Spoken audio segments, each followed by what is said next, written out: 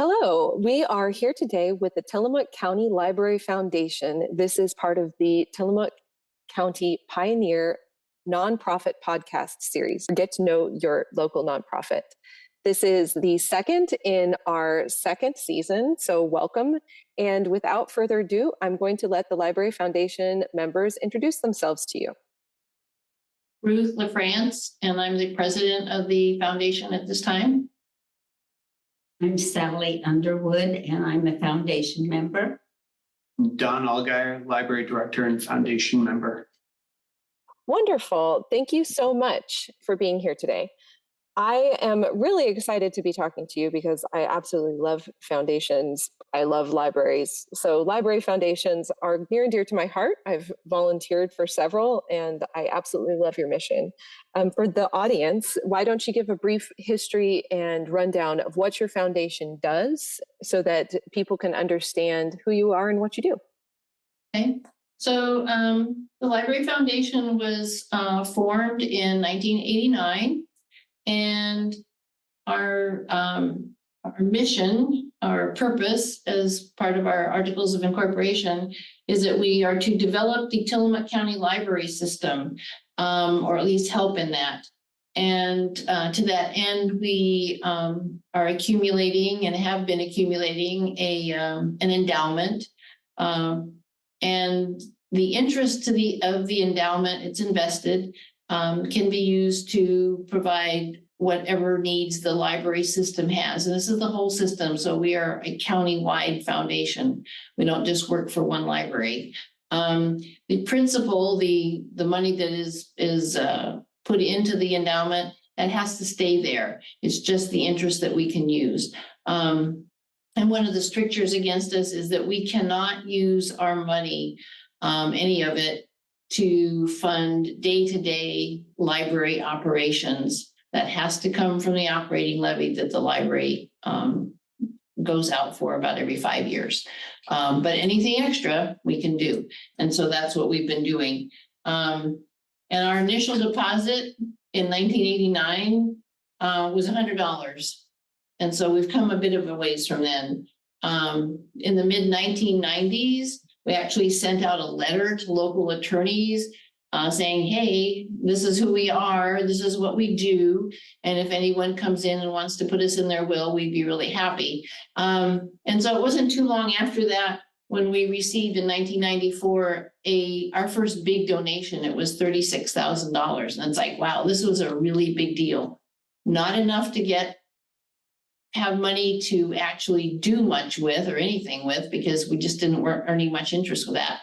But at least it was a start on the endowment, and that was a really big thing. By the year 2000, we still had less than $50,000 in our endowment, but it was growing, and we were all pretty enthusiastic about it, on top of which we didn't have to meet very often. And it just takes a long time to produce an endowment that is of any substantial size enough to actually do anything with. And then our foundation is a nonprofit, and any donation to the foundation is tax deductible. And donations to the foundation can be specified. So when people make a donation, they might say, well, they want to donate to the park that we've been building, or they want to donate to the endowment, or there may be a particular library program that they wish to donate to. And when you do that, then of course they have a tax deductible donation. And this is really important. And it was a real big key thing when this building that we're in right now, the main library building, was built. And Sally had an incredible amount to do with that. You were the chair at the time, weren't you? Yes. President. Yeah. So Sally was the president of the foundation at the time that this fundraising started for this building, and she knows all about it. I wasn't actually here at that time, but she was. That's a lovely history. Thank you for sharing that. Why don't we talk a little bit about what the foundation does specifically? You mentioned that it can't be spent on library activities, but I imagine a building, a library building especially, is very expensive to maintain. What other types of things do foundation resources go towards? Okay, well, they go to programming. So we can't like pay people's salaries. We can't, if the building has this particular building anyway, has a problem, like it leaks or something, we don't fix those things. Those are all part of the library's operating budget. We do other things. And I think it'd be neat to just hear a little bit about what Sally has to say about the fundraising that went into just being able to build this building, because this foundation, the library foundation as a whole, worked on that. But there are other branches. There are 6 branches in the system, and a couple of them have actually had to go through the same process. So it might help people to understand that not only was this building built through a foundation, but the one in North County in Manzanita and the one in Pacific City were also built in that way. And so Sally has a lot to say, I think, about how this building was, the fundraising that went into it. So in the late 1980s, we just got to a point where the building was falling down around our ears. It had a lot of different problems as far as ADA requirements and things like this. So we took on the task of trying to come up with plans and hire an architect and find out, how do you build a building? What process is there?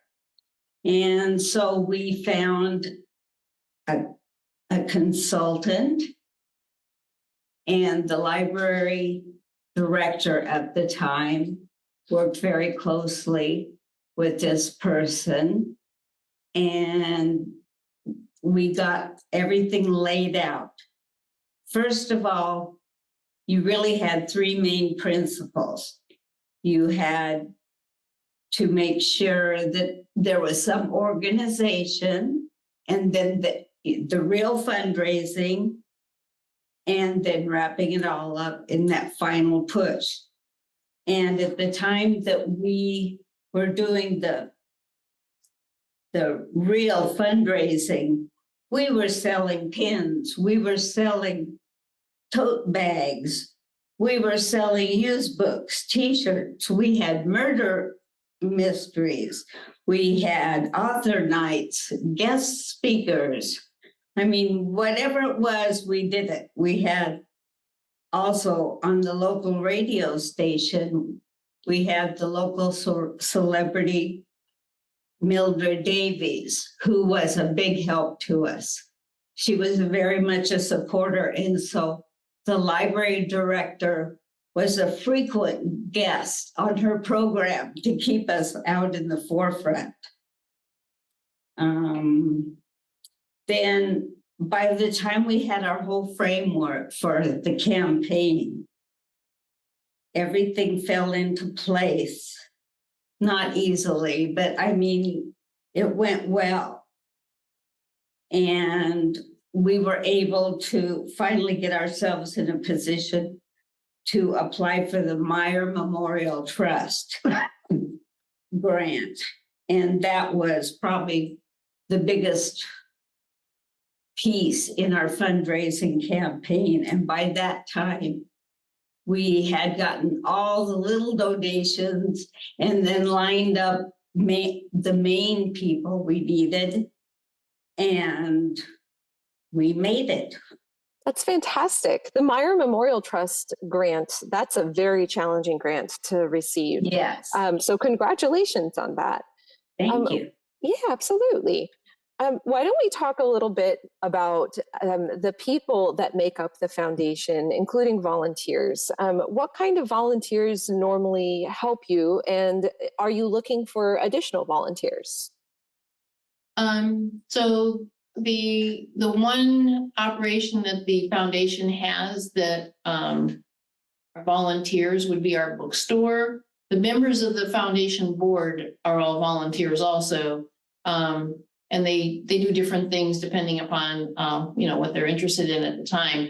But the bookstore was something that when this building was built, Clarice Maxwell was an ardent supporter of having a bookstore. She wanted a bookstore. In fact, it was my understanding it was stocked initially with books from her bookshelves. And it is still going after all this time. And so we have about 10 volunteers. Charlene Crump is our bookstore manager, and Alicia Reed, who was a foundation board member, and she resigned a couple of years ago, but she continues to work in the bookstore, comes in once a week and prices books. So, and all the books in there are used. They are donations. Some of them are discards from the library. And it is a major fundraiser for the foundation. It brings in somewhere between $400 and $500 a month for us. And that money is used, it isn't part of the endowment. So it can be used for the administrative costs that the foundation has. And then it also goes for to help with programming, that sort of thing. Do you have anything else to add to that, Sally? No, but I think as far as volunteers go, it's hard to keep employees or non-paid people. Yes, I And- understand. Yeah, volunteer management is exceptionally difficult, and finding people to do work, unpaid work, is always challenging. What's your strategy?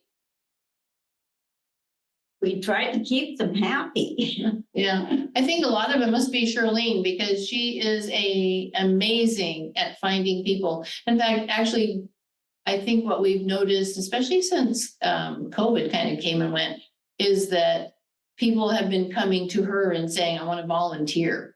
And so she doesn't really have too much trouble getting people to volunteer and to stay. They don't work like every day.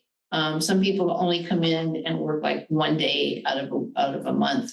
And the hours aren't really long. In the winter time, we've got winter hours right now. And so it's Mondays, the bookstore is closed on Tuesdays, and then it's open Wednesday through Saturday, and it's from 10 until 2 in the winter. In the summer, the hours are extended to 4. But yeah, so it's just, these people are devoted. They're devoted to the library, I think, more than anything else.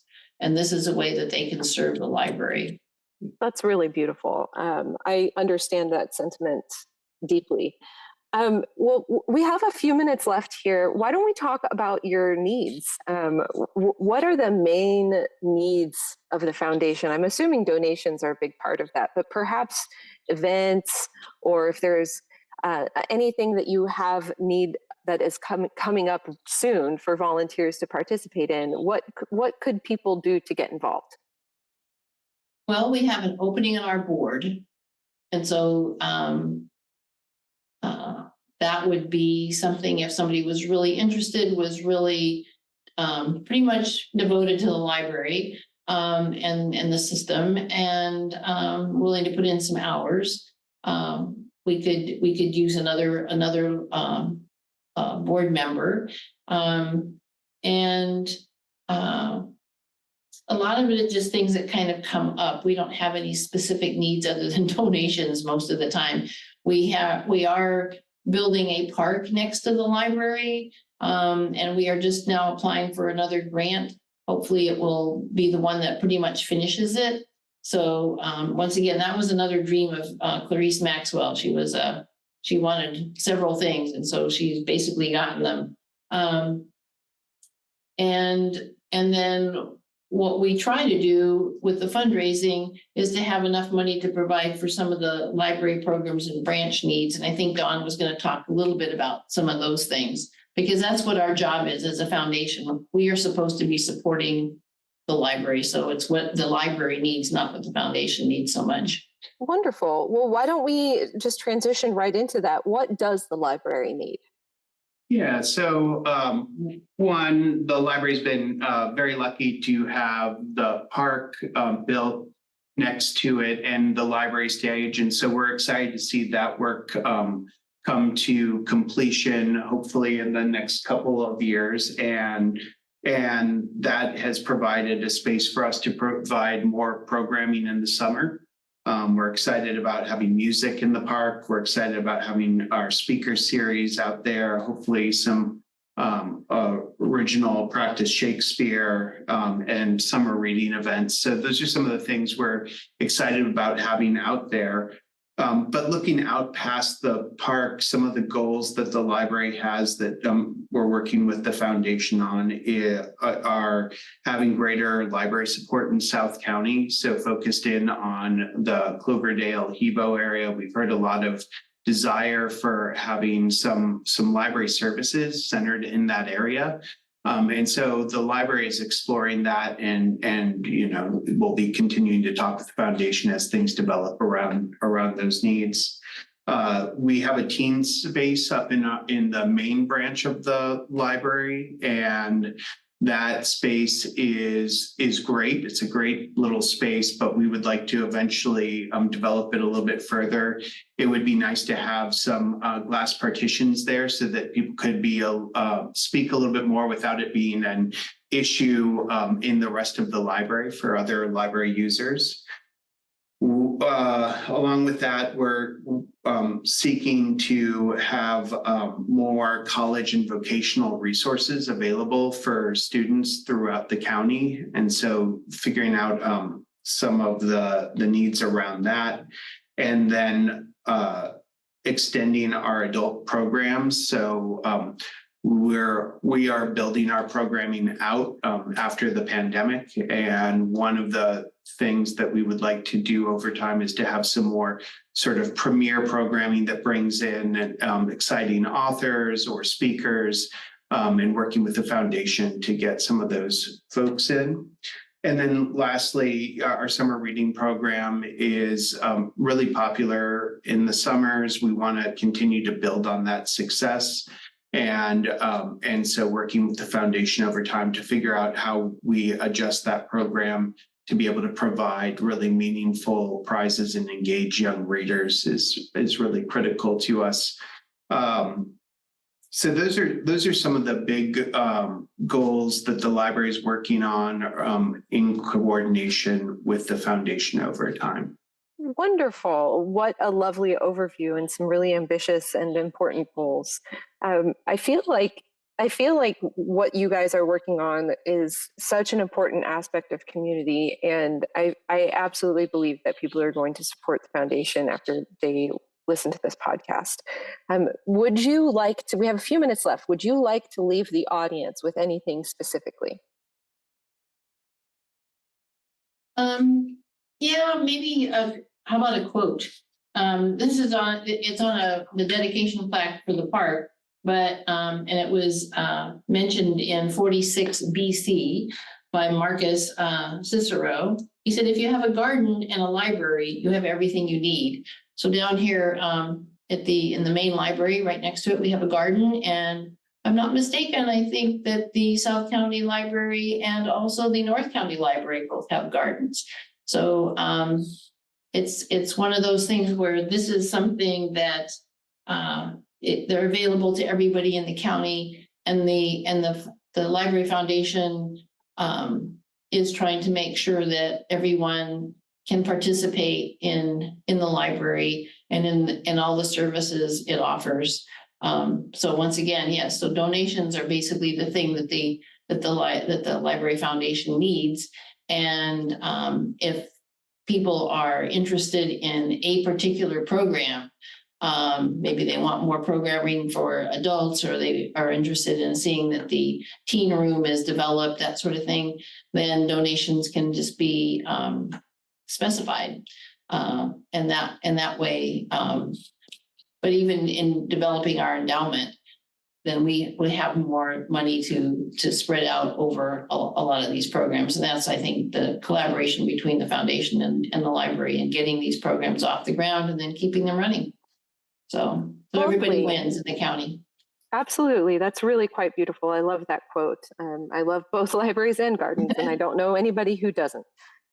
Well, thank you so much for joining us today on this podcast. I feel like you have such a beautiful mission, and I really sincerely hope that people heed your call to action and donate, not only donate, but volunteer. This has been the Tillamook County podcast series, but Get to Know Your Local Nonprofit. And we have joined Ruth and Sally, and I'm so sorry, I've already butchered your name. Dawn, not Dawn. Don, yeah. Dawn, I got it right. I got it right. Yay! My brain still works a little. And they are members and directors of the Tillamook Library and the Tillamook County Library, the Tillamook County Library Foundation. So you can. What's the address? If people wanted to go to the different libraries, we should probably send them to the address and to the website. I'm guessing that you have that handy. So you can get to the foundation through the library's main website, tillabook.org. So that's tillabook.org. And then within that, there's in the drop-down menu, you can find information about the foundation, including the address and contact information. And then coming to the main library is probably the best means at this point for if you're wanting to engage around the foundation, the bookstore, which is in the main library. Wonderful. Well, thank you so much for listening, and thank you so much for participating, and thank you for running a beautiful foundation and running a beautiful library. The Tillamook County Library is an incredible library on the Oregon coast, and there aren't many resources like it in the area. Thank you so much for tuning in, and I wish you a good night. Thank you.